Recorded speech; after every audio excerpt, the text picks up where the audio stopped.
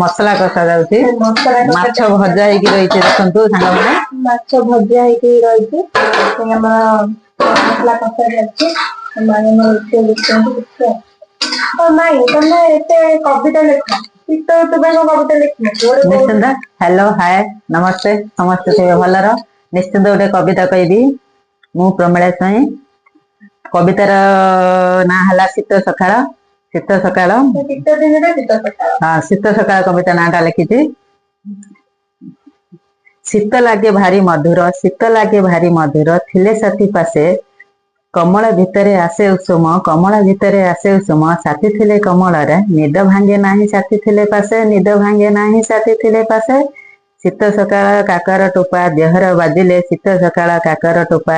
बाजिले मनटा होई जाए लाजकोड़ी